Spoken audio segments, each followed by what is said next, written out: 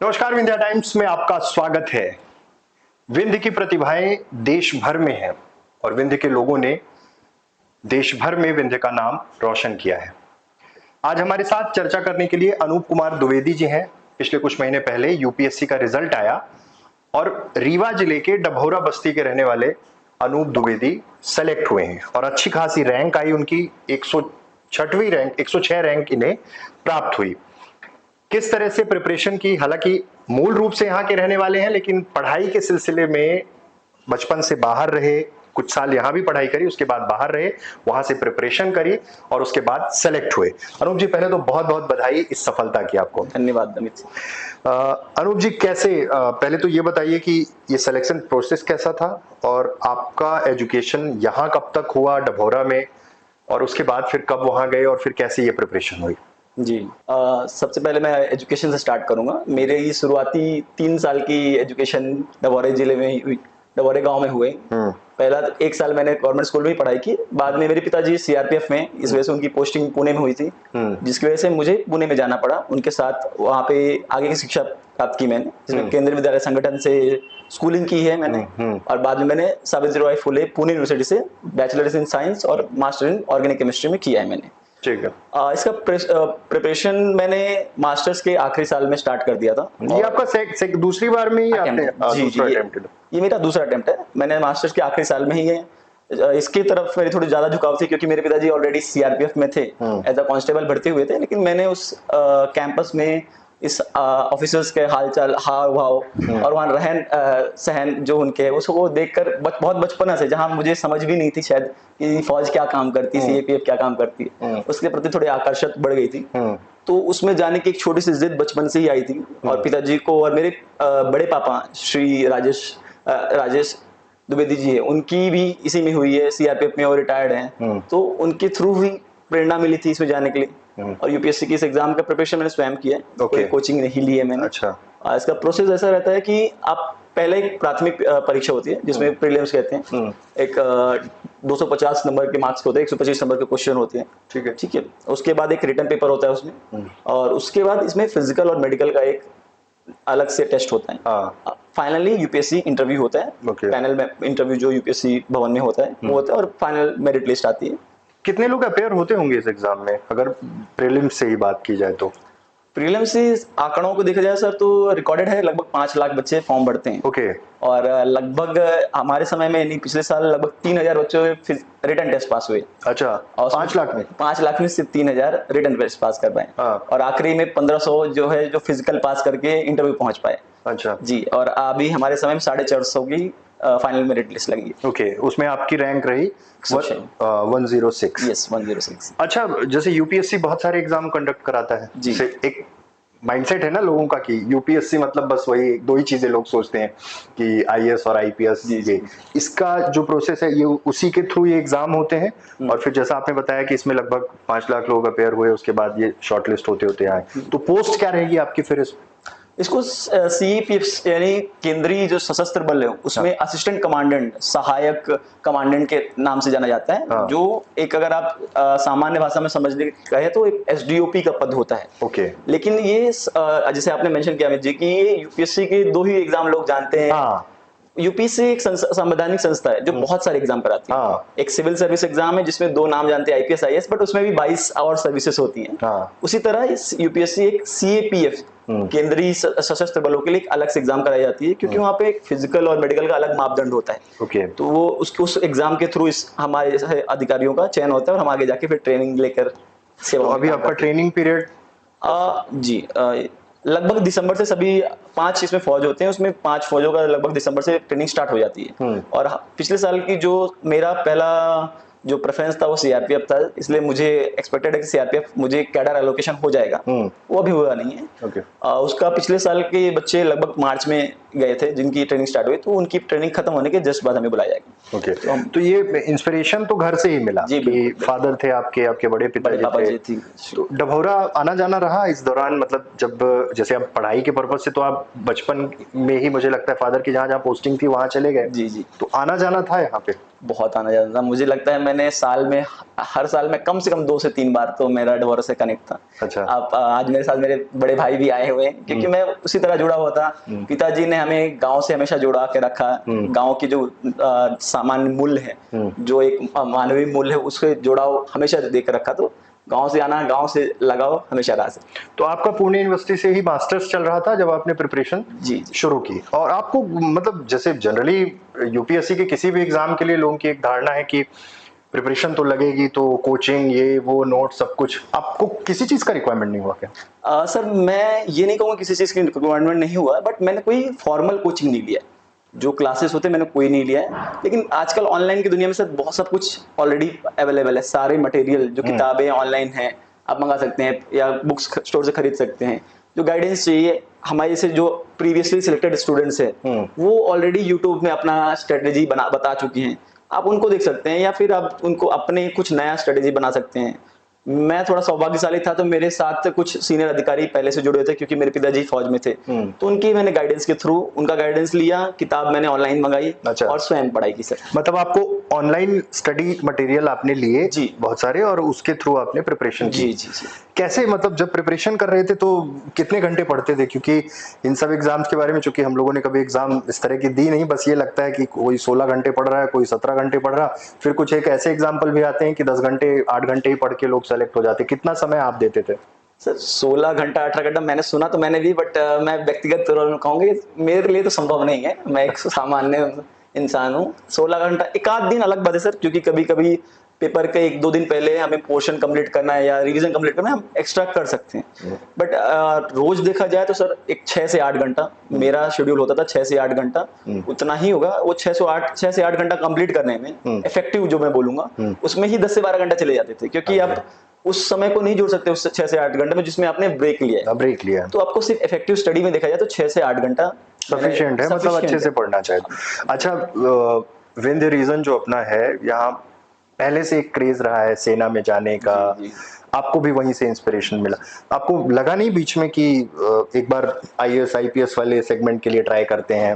क्योंकि आपने second attempt में ही अचीव कर लिया। इतने सारे स्टूडेंट्स एग्जाम में अपेयर होते हैं, 5-5 लाख स्टूडेंट अपेयर होते हैं, वहां से शॉर्टलिस्ट होके फिर एक लिस्ट तैयार होती है 3000 लोगों की, फिर वहां से शॉर्टलिस्ट होके, और 106 रैंक बहुत बड़ी चीज है, बहुत बड़ा अचीवमेंट है। तो कभी लगा नहीं कि उस सेगमेंट में भी यूपीएससी कंडक्ट कराता है, तो आईएएस आईपीएस वाले प्रिपरेशन में जाना चाहिए? जी जी सर, आईएएस और आईपीएस पद बहुत ही गर्व की बात है। पहली बात तो उसमें कोई अगर जा रहा है या मैं कभी जा पाया तो बहुत बड़ी बात है। लेकिन सर मेरा एक झुकाव फौज की तरफ थोड़ा था, और सीएपीएफ का एक छोटा सा मुझे एडवांटेज ये कि ये आधी फौज है आधी पुलिस है। अच्छा। ठीक है, तो हम शुरुआती कुछ समय में फील्ड में रहेंगे, जो फौज का अनुभव मिल जाएगा उसमें, और साथ ही साथ हमें धीरे धीरे पुलिसिंग की अभी काम मिलता है। जैसे अब स्टेट में कुछ इश्यूज होते हैं तो सीएपीएफ स्टेट पुलिस के साथ मिलकर काम करती है। तो ये डुअल जो बेनिफिट है वो मुझे लगता है शायद ना आईपीएस में है, ना आईएएस में, ना मिलिट्री में। इस सीएपीएफ में मिलिट्री का भी आपको एक्सपीरियंस मिल जाता है, आप और सीएपीएफ में होते हुए आप पुलिस में भी रह सकते हो। तो ये दोनों का जो मिलाप है वो मुझे ज्यादा आकर्षित कर पाया, इसलिए मैं सीएपीएफ में आ पाया हूँ। तो जैसे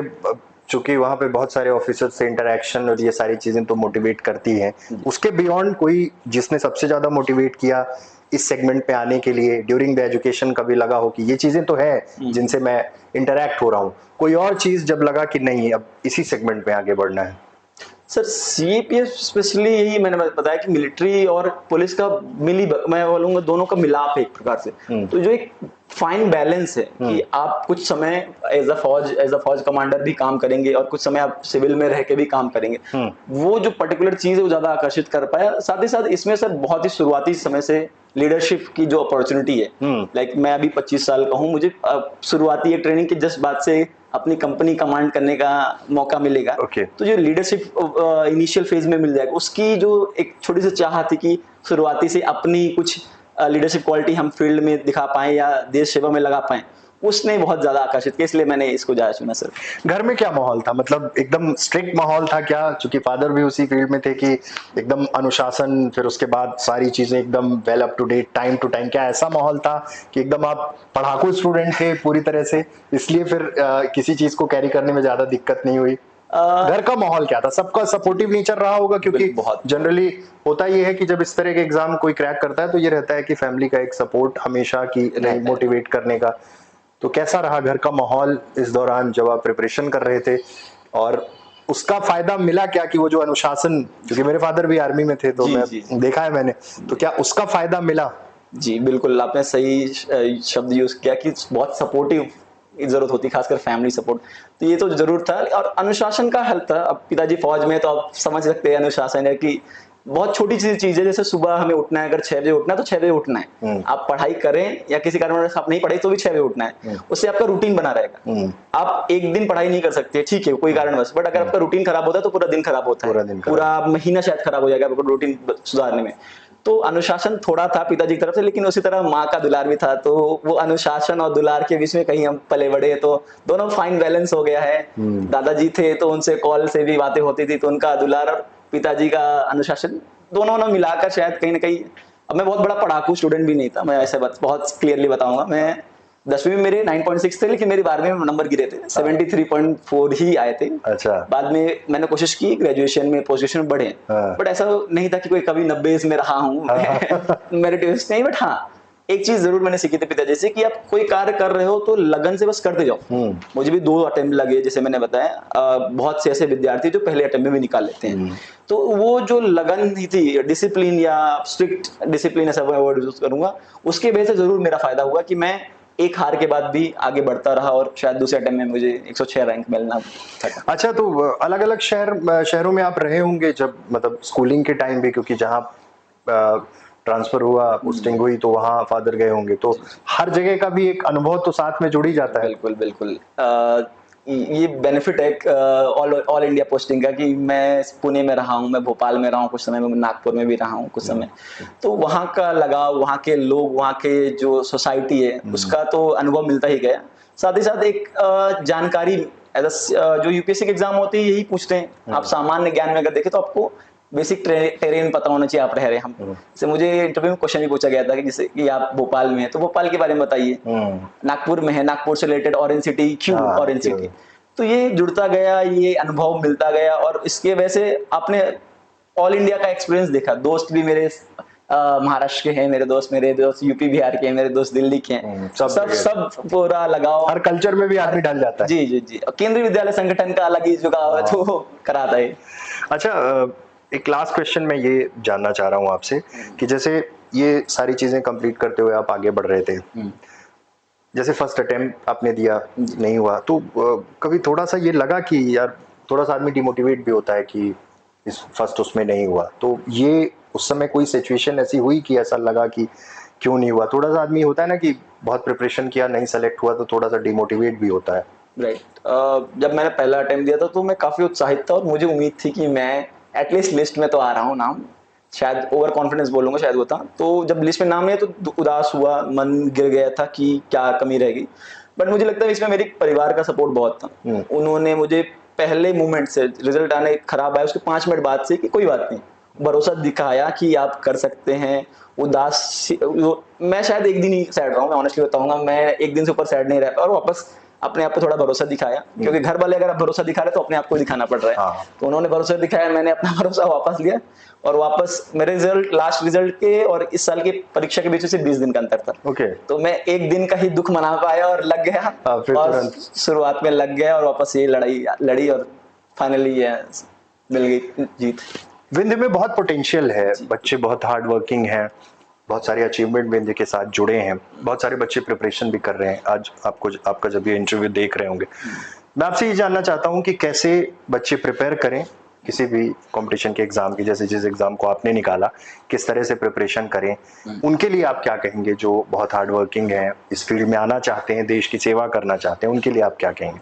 देखिए, इसमें कोई शंका ही नहीं कि विंध्य में बहुत पोटेंशियल है। आप जैसे महान पत्रकार, हमने पुणे में रहने के बाद भी मैं आपको रेगुलर फॉलो करता था, देखता था, तो इसमें तो कोई शंका नहीं। लेकिन प्रिपरेशन की जहां तक बात है, कोई भी गवर्नमेंट एग्जाम है, मैंने 2-3 और एग्जाम भी दिए, हालांकि उसमें मुझे इतनी सफलता नहीं मिली, बट 1-2, जैसे कि मैं लेक्चररशिप के सेट भी क्वालिफाइड हूँ, ठीक। तो मैंने एक ही तरीका, स्ट्रेटेजी अपनाई है कि कोई भी परीक्षा देना है तो पहले उसका पीवाईक्यू देखिए, यानी प्रीवियस ईयर जो क्वेश्चंस है, जो पुराने, उसको आप देखिए, उससे एक एटलीस्ट सार मिल जाता है कि किस प्रकार के प्रश्न आ रहे हैं। उसके बाद आपको सिलेबस समझना पड़ेगा, क्वेश्चन पेपर का डिमांड क्या है। हाँ। जो डिमांड हम समझ जाए और उसको दोनों को लिंक करने के बाद आप बस पढ़िए, लगन लगाइए, और बस कोशिश करते रहिए, एट द एंड मिलना है, सिलेक्शन होना है आपका।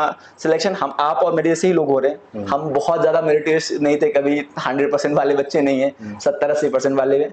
बट हाँ, लगना पड़ेगा आपको, थोड़ी मेहनत करनी पड़ेगी, थोड़ी फैमिली सपोर्ट की जरूरत पड़ेगी, और थोड़ा सा नसीब का खेल भी होना पड़ेगा, तो कहीं ना कहीं आप जरूर सिलेक्ट होंगे। अच्छा, अभी अभी की जनरेशन में एक सबसे बड़ा प्रॉब्लम ये हो रहा है, आपके साथ भी बहुत सारे ऐसे लोग होंगे आपके कांटेक्ट में भी, कि डिस्ट्रैक्ट बहुत जल्दी होते हैं। जैसे इस एग्जाम को दिया, फिर नहीं हुआ तो लगा नहीं अब ये कर लेते हैं, फिर लगा कि नहीं इसको कर लेते हैं। तो ये जो डिस्ट्रैक्शन है, इससे कैसे बचें? क्योंकि आप ऑलमोस्ट 2 साल, जो आपने 3 साल प्रिपरेशन की है, तो आपको बहुत सारी चीजें समझ में आई होगी कि एकदम फोकस होना पड़ेगा, तभी हम कर पाएंगे। तो ये जो डिस्ट्रैक्शन है, इससे यूथ कैसे बाहर आए? आपने बताया जैसे बहुत सारे लोग इस चीज को अवॉइड करते हैं कि नहीं सोशल मीडिया से दिक्कत होती है। आप तो हर चीज को यूज करते हुए, उसको पॉजिटिव वे में यूज करते हुए, जैसा उन्होंने बताया कि किसी प्रिपरेशन की जरूरत नहीं पड़ी अनूप को, उन्होंने सारी चीजें जो मटेरियल था इंटरनेट में उसको भी पढ़ा, ऑनलाइन जो चीजें अवेलेबल थी उसे भी देखा, और उसके साथ अचीव किया। तो जो डिस्ट्रैक्शन है यूथ में, उससे कैसे बचे यूथ?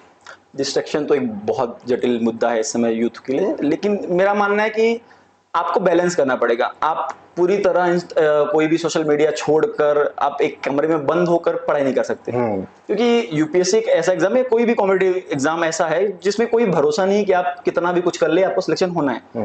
यहाँ पे आप और मेरे जैसे हजारों लाखों बच्चे कॉम्पीट कर रहे हैं, सब मेहनत कर रहे हैं, तो एक छोटा सा बहुत माइन्यूट परसेंट जो सिलेक्ट हो रहे हैं, तो आप उसको सब कुछ छोड़ छाड़ के दुनियादारी से भटक के नहीं, क्योंकि इंटरव्यू में आपको कहीं जाके आपको बात करना पड़ेगा।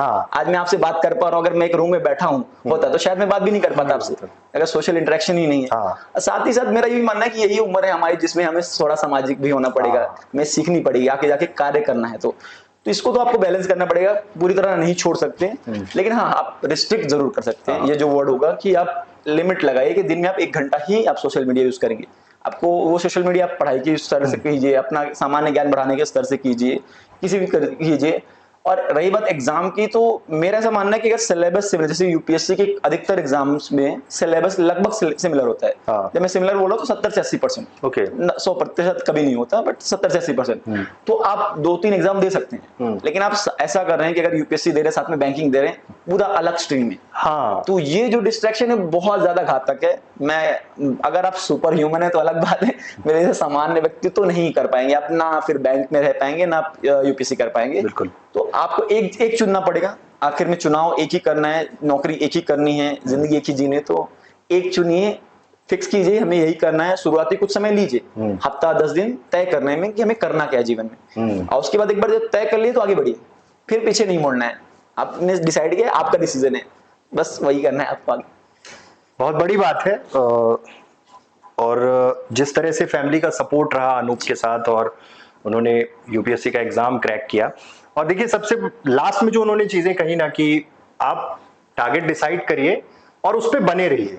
जैसे मुझे मीडिया में काम करना है, मैंने टारगेट डिसाइड किया, प्लस माइनस जो भी हुआ मैं इसी फील्ड में बढ़ रहा हूँ, और तभी आप उस चीज को अचीव कर पाएंगे। कभी ये माइंडसेट के साथ नहीं आगे बढ़े कि ये नहीं हुआ तो ये कर लेंगे, बैंकिंग में चले जाएंगे, यहाँ जाएंगे। ये डिस्ट्रैक्शन से बचना होगा। सोशल मीडिया के सही इस्तेमाल और तमाम चीजों पर अनूप ने बात की। बहुत बहुत धन्यवाद अनूप, और बहुत बहुत बधाई, आपने विंध्य को गौरवान्वित किया है। डभौरा से निकल के आज आप देश की सेवा के लिए आगे बढ़ रहे हैं। आपकी ट्रेनिंग शुरू हो जाएगी, और एक बहुत अच्छी लाइफ, और सबसे अच्छी चीज कि आप देश की सेवा में अपना महत्वपूर्ण योगदान देंगे। आपका विंध्य टाइम्स के स्टूडियो में आप आए, बहुत बहुत धन्यवाद, और बहुत सारी शुभकामनाएं भविष्य के लिए। धन्यवाद।